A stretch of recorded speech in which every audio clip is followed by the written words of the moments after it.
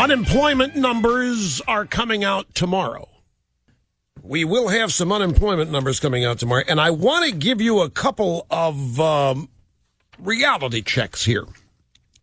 There will be two things that should happen that should be factored in, and that will be the traditional loss of 40,000 temporary jobs, people that were hired during Christmas. They theoretically have been let go by now, so it'll be 40,000 people. And then there's a little piece of information here from something called Larry Levin's Trading Advantage. Larry Levin's a successful floor trader in the futures market, and he shows up on financial shows. And he said in his little note to his clients, to his followers, he said, another important con will be revealed Friday, and ignored to be sure, when the Bureau of Labor Statistics releases the tortured yet government-approved employment figures. January is the month that the Bureau of Labor Statistics fesses up to the prior year's lies of its employment statistics. The birth-death guesstimates get closer to reality by always and massively readjusting the prior year's employment data lower.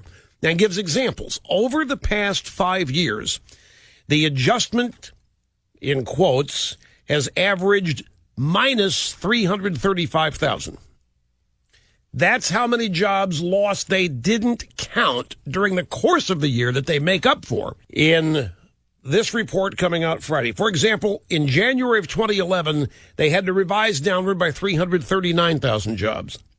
In January of 2010, they had to revise downward by 427,000 jobs. In January of 2009, they revised down, they had minus 356,000 jobs. In January 2008, they had to revise downward by 378,000. By January 2007, it was down minus 175,000. So, if they remain as honest as they have in the past, there will be a huge correction. And what it is the birth-death guesstimate get closer to reality by massively readjusting the prior year's employment data lower. So, for example, according here to Larry Levin, in January of 2011, we were told that we actually lost 339,000 more jobs in 2010 than add up if you add up all the months in 2010 individually, make an adjustment. Similarly, January 2010, we were told that we lost 27,000 jobs in 2009, more than had been reported. So that's a number that's coming Friday, as well as the 40,000 temporary jobs.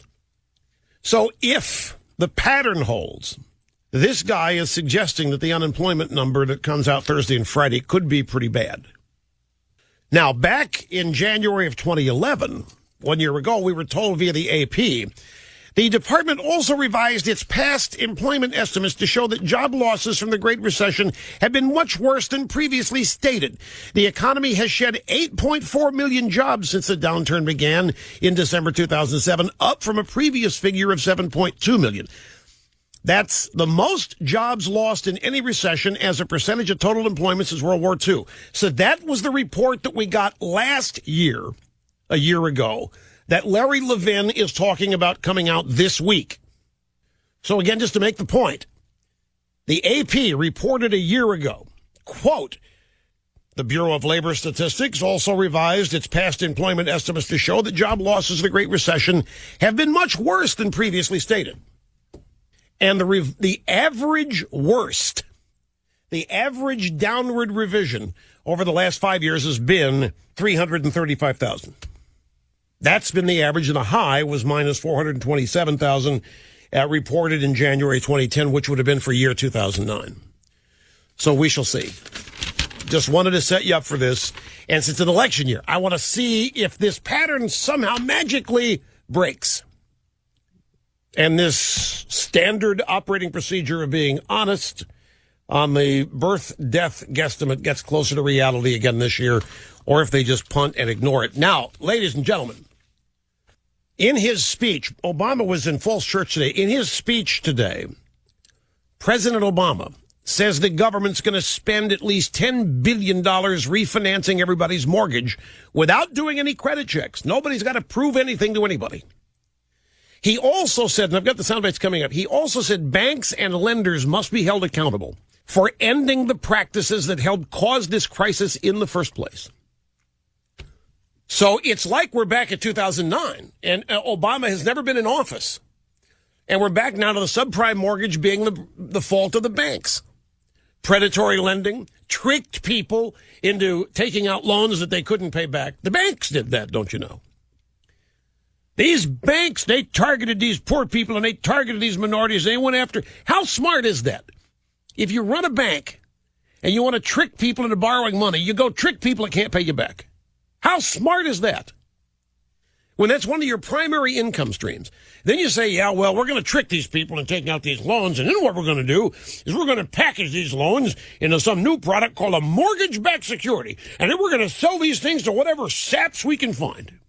And we're going to have a whole new way of doing it. Why would they do that if they weren't told to do it?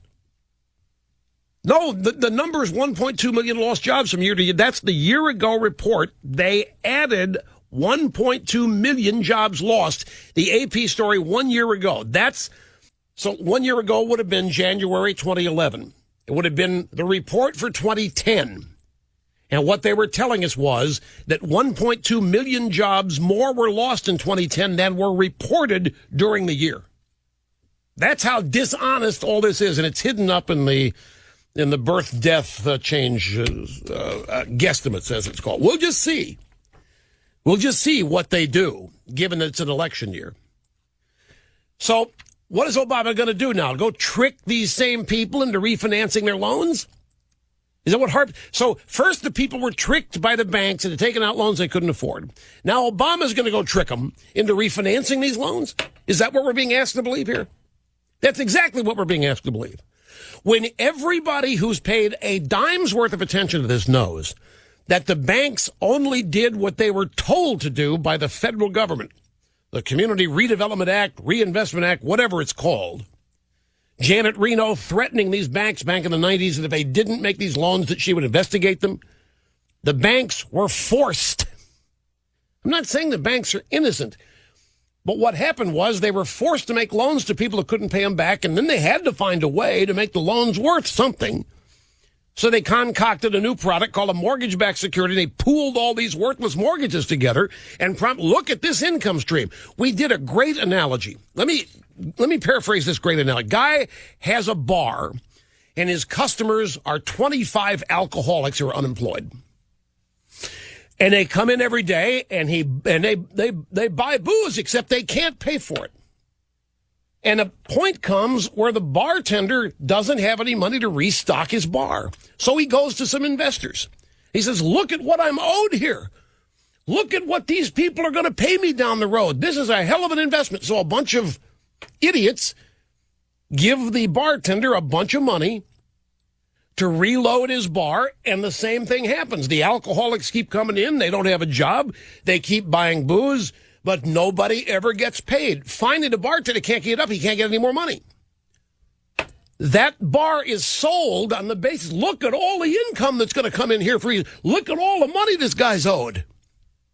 It's worthless. But they found somebody to invest in the bar. Then they found somebody to buy the bar. Then the guy who bought the bar finally, well, income, these people are unemployed. They're alcoholics. All they do is drink and they don't have any money. I got a worthless investment here. So, okay, how can I convince somebody else to buy this piece of crap? And that's what happened until there weren't any more people to fool. And these are the best and brightest. These are the smartest. This is exactly what happened. And Obama wants to tell us that the guilty party is the bartender who was selling predatory booze to people who couldn't afford it and making them buy it. I'll have the Obama sound bites from this speech because it'll tick you off. It's campaign season. This illustrates it, shows why, again, this guy has got to be the focus of the GOP campaign.